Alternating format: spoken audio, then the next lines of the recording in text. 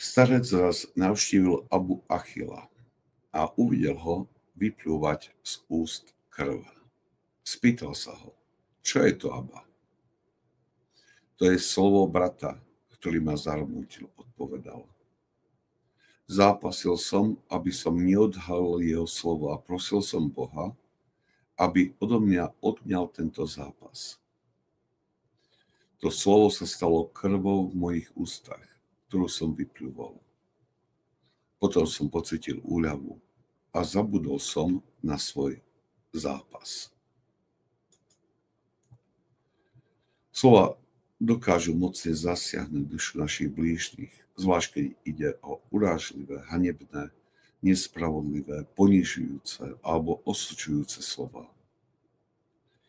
Vyvolávajú reakciu, ktorá chce ochrániť dôstojnosť napadnutého. Jej silu poznáme z vlastnej skúsenosti, preto vieme pochopiť duchovný zápas Abu Achila. Jeho slova o vyplutej krvi hovoria o veľkom sebazápore. Doslova si zahryzol do jazyka, aby nereagoval na spôsobenú krivdu. Tento sebazápor však prináša bohaté ovocie. Nielenže nás chráni pred okamžitým pádom do podobného hriechu, ktorý nás samých zranil, ale dáva vzrast mnohým iným čnostiam. Dobrým príkladom je život svätého biskupa Nektária Eginského. Bol falošne obvinený niekoľkými biskupmi bez akejkoľvek možnosti sa brániť.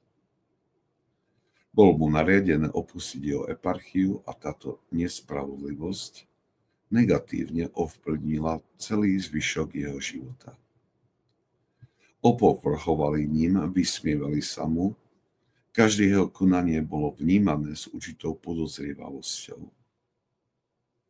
Prežil svoj život v chudobe a neprestajnom ponižovaní. Aj keď to bolo pre neho nesmierne bolestivé, predsa vždy reagoval s láskou, odpúšťaním a žehnaním.